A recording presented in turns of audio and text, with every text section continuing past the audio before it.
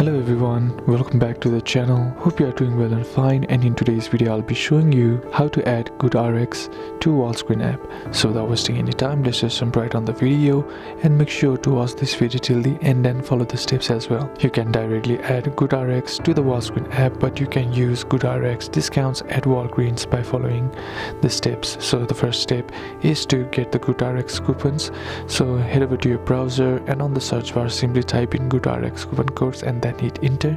And once you do that, scroll down and you'll be seeing bunch of sites that provides RX discounts such as GoodRx 20% off coupon codes such as this or 15% off. Now what you need to do is just simply select a site which you want, and once you do that, here you'll be provided with bunch of coupon codes like 20% off or 60 days 60 free days such as this. Now once you do that, and all you gotta do is simply tap on or click on copy code.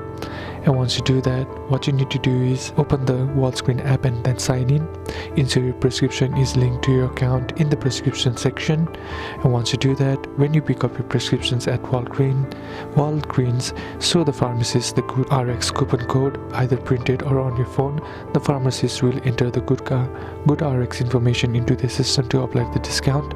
Once the GoodRx discount is applied and the prescription is purchased, you can track it as usual in the Walgreens app.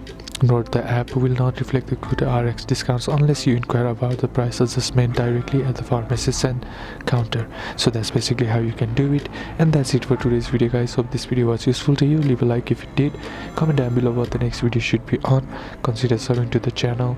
Thanks for watching, bye bye.